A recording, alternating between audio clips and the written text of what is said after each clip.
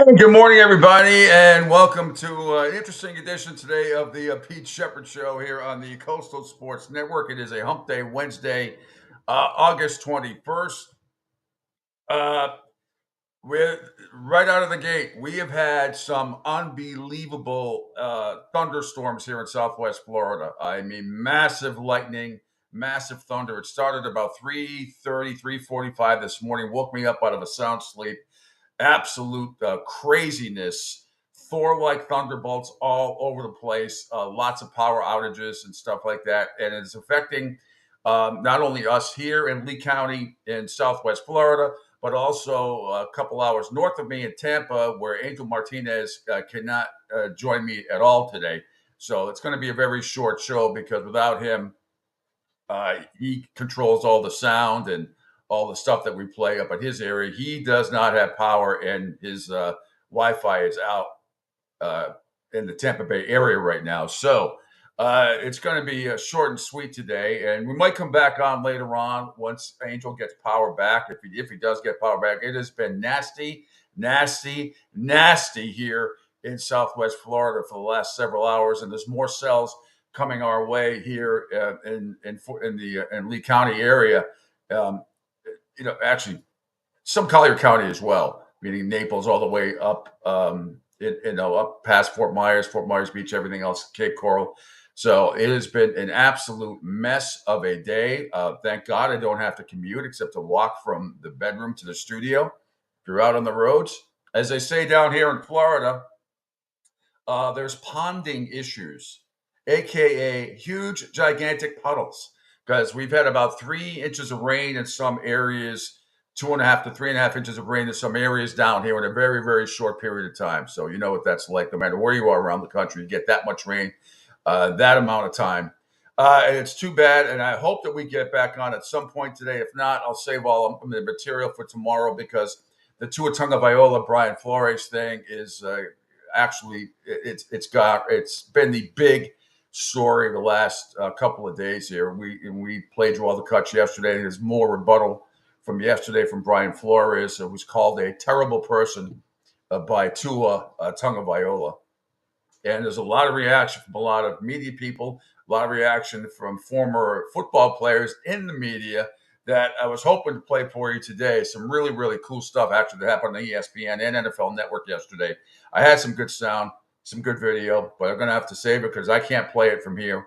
It's just, it is what it is. Without my executive producer, Angel Martinez, I am helpless. You are not helpless. And like I said, the truth in that story is somewhere in between. So we're going to talk about that. You have some college football sound for you, and other CBS sports uh, minute and a half of college football preview, and some more praise for Cam Ward and the University of Miami as they get ready a week from Saturday to head to Gainesville to take on the Florida Gators, which should be a great one. I cannot wait to get there. But we are just a few days away as well from the college football season. College football week 0 is going to start on Saturday. The big game, as we've been talking about all week long, all month long, is Florida State and Georgia Tech. And a lot of the smart money was going on Georgia Tech. I was going to get into that today with Bill Sparrows from the Boston Herald and senior betting analyst at bookies.com, but can't do that today. At least not right now, anyway. And also at 9:05, John Meter Perel was going to join me for his ACC report and BC report. I was watching on the ACC network this week. They do an hour special on all the campuses, so it's been fantastic. Been watching it. They were at the Heights at Chestnut Hill and Alumni Stadium. I believe it was done this past week with Billy O'Brien and a lot of the players, Castellanos, quarterback, and others. It was a really, really cool segment. And they walked around some of the campus, and even I forgot how beautiful that campus is, and at BC, it really is. It's about 5 miles outside of downtown Boston, but nevertheless, I had video of that, some other stuff. But no, I don't. But I can't play it because that's just the way the cookie crumbles here. I am at the mercy of technology. So again, I appreciate everybody listening on the Coastal Sports Network video platform. Angel normally would do his show from 10 a.m. to noon. just keep alert, or I'll post it for him on social media, whether that's going to happen or not, depending on when up there he gets power / Wi-Fi back, because it's been nasty, nasty, nasty for all of Southwest Florida. But on the Coastal Sports Network video platform, we're on Twitter X. Thanks for following me at PShep326, at Facebook at SR1029 The Game. Actually, hang on, while I'm thinking about that, I want to pin this to my profile.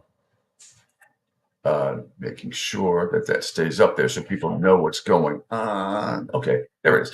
Okay. Also, thanks on Facebook, SR1029 The Game, and also SR1029thegame.com.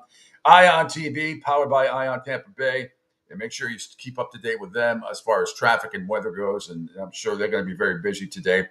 CSN Florida, Rumble, Spotify, LinkedIn, Twitch, and YouTube. And you can't call or text now, but if you could, 727-858-6650. That is the number to call. So there you have it. Some other couple things.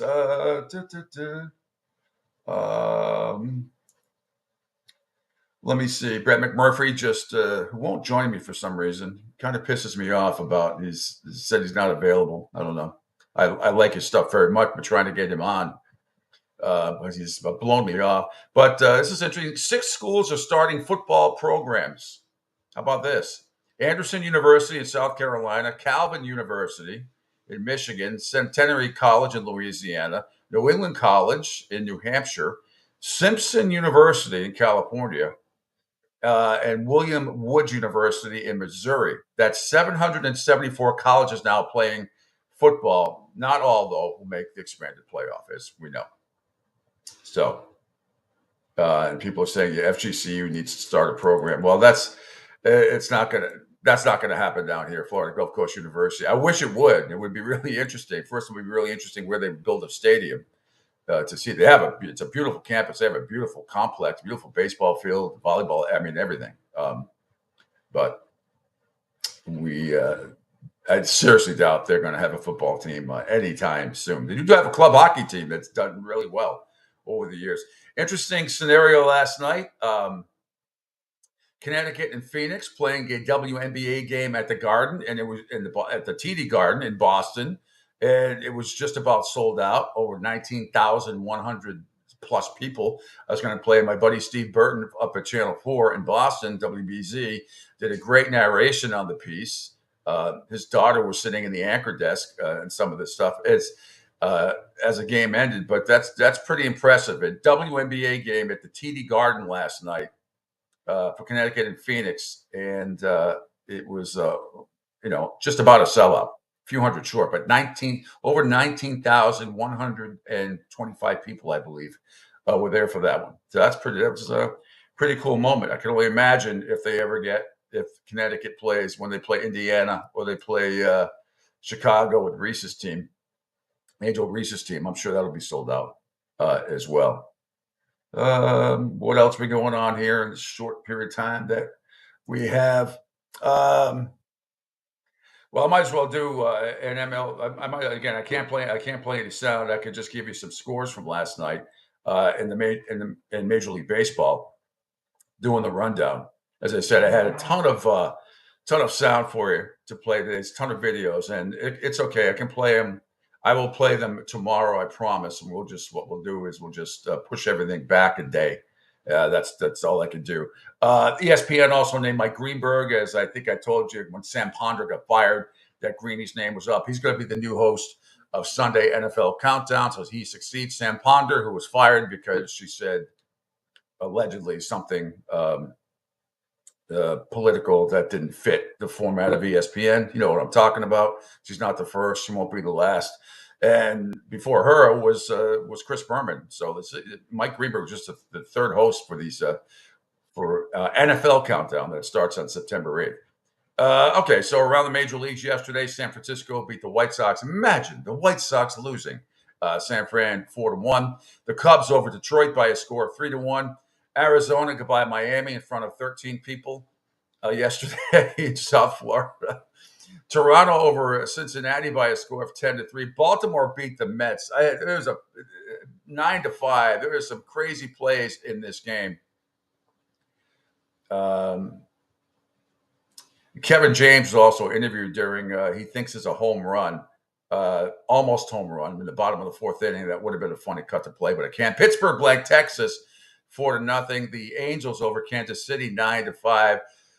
The Red Sox, Jaron Durant, go-ahead solo shot in the top of the eighth inning. The Red Sox were up 3-0. Then they were down in this game 5-4. But somehow they adjust and overcome and adapt and win 6-5. They also pick up a game because the Royals lost. More on that later. San Diego also beat Minnesota 7-5. That helps my boys. Also, Tampa Bay blank Oakland 1-0. That's their 10th shutout of the year. Tampa Bay, considering they've had a horrible season. The Dodgers down early, come back and beat Seattle by a score of 6-3. Colorado beat Washington 3-1. Cleveland got by the Yankees by a score of 9-5, but Aaron Judge hit he had 2 home runs last night. Had a 2-run double, or a solo home. Actually, had a solo shot, a 2-run double. Juan Soto had a home run. Not enough though, as Brian Rocchio had a solo shot for the Tribe. Actually, it's not the Tribe anymore; it's the Guardians. David Fry had a 3-run triple in the top of the eighth. That was the big blow. One of them put the Cleveland Guardians up 8-3. But the Yankees came back, but eventually they lost 9-5 in 12 innings. Atlanta beat Philadelphia by a score of 3-1 as well. Marcell Ozuna had the go-ahead solo shot in the bottom of the 6th inning. There, Milwaukee over St. Louis by a score of 3-2. So there is your update. Also, before I let you guys go, and again, I am monitoring Angels, trying to. Right now, he's up in Tampa and doesn't have any Wi-Fi up there. There's a lot of people that don't have it. Without Angel being able to log on, I cannot play any of the sound. He controls all of that through a system that we use, and without him, can't do it. Just that simple. All right. The Maui Invitational college basketball, which is also not too far off, a couple months away from Midnight Madness and all that stuff. But the first round matchups were released. First round matchup with top 25 and number 1 rankings listed for the Maui Invitational. It returns to Maui this year with a splash after the wildfires. And if you're watching the Little League World Series, you've seen the Hawaiian team, and they're moving on as well. They beat, I forget who they beat yesterday. Pennsylvania also doing well. Florida. I got to find out if Florida beat New York last night. I do not know if that was the case. I have to check. That game was last night. I was at a buddy's house playing some pool, sweating my ass off. But it was a really good time. I want to thank my buddy Dave and my other good friends, Jim, and also Greg. Yeah, great time yesterday, even though he's a Florida Gator. But we had a nice time. And by the way, we won 4-0. We played 4 games. We won 4-0. Just an absolute domination. Two because they scratched on the 8 ball, but that's okay. There's no points for sexiness, so we'll take the W. The first round matchups again, Maui Invitational, and that, by the way, is coming up. What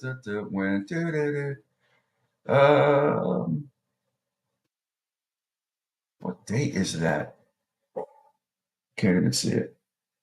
Anyway, it's one of the best preseason tournaments, quote unquote tournaments. The Alaska Invitational, the Maui Invitational. There's a lot of invitationals, but this one's right up there. So number 5 UConn versus Memphis, Michigan State versus Colorado, number 6 Iowa State versus number 10 Auburn, and number 4 North Carolina versus Dayton. So of the 8 teams in this year's field, 7 qualified for last year's March Madness. 6 of them, UConn, Dayton, Michigan State, North Carolina, Colorado, and Iowa State, won at least 1 game in the tournament. One of the teams in the field, Michigan State, saw its season end at the hands of another team in the field, North Carolina, who knocked out the Spartans in the second round. We know that UConn went on to win the championship again, back to back, going for 3 in a row this year. So the deep 2024 field is chock full of quality teams, both past and present. And UConn, North Carolina, Michigan State, who have all won the Maui Invitational at least once. North Carolina has 4 Maui titles, tied for 4th all time. And then with Duke since the tournament inception began back in 1984. All right, let me see.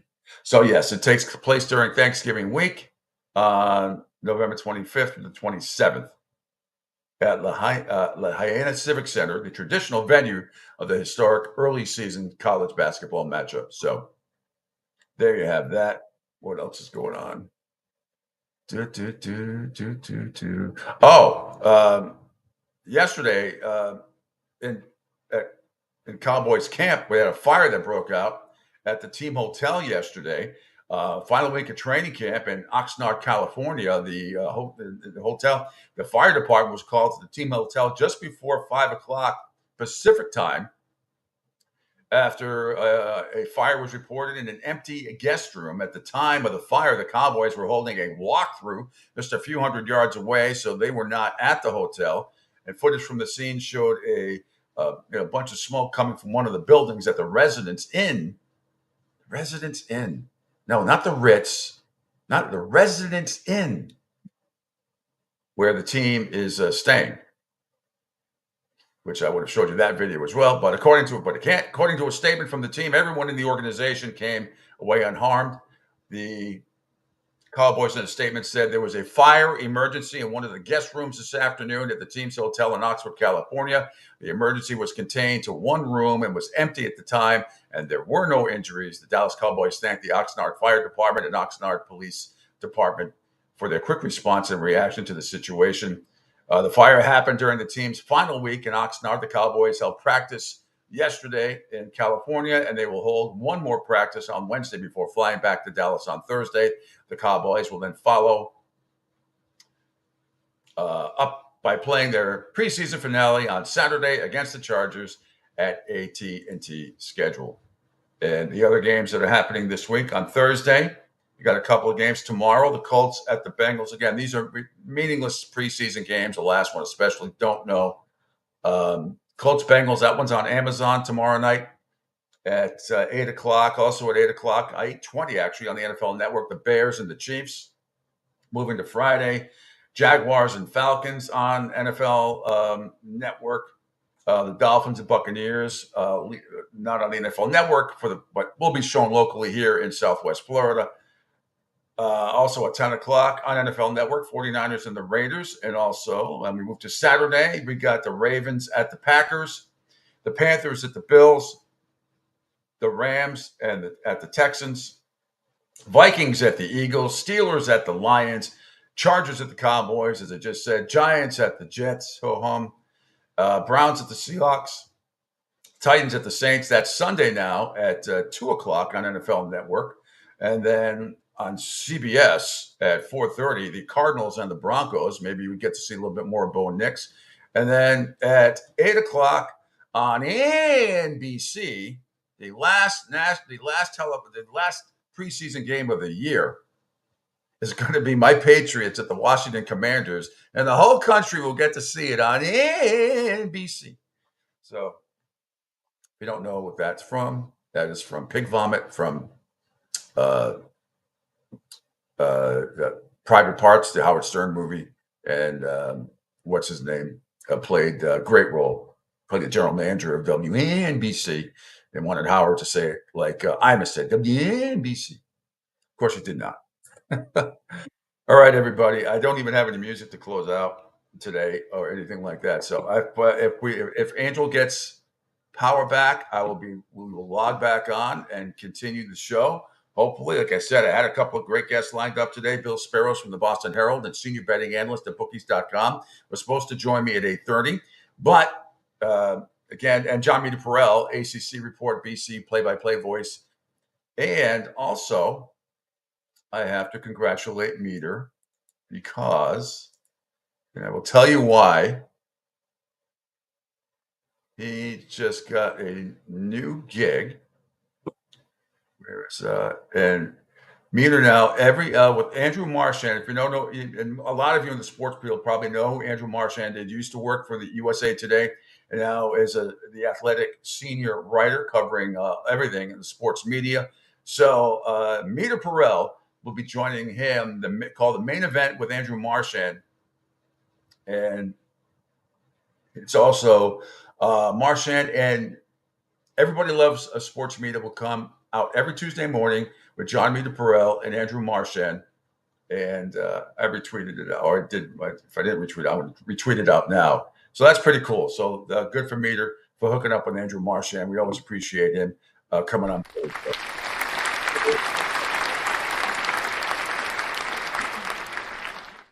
All right, everybody. I will keep you posted. Thanks, everybody, for tuning in across the Coastal Sports Network video platform.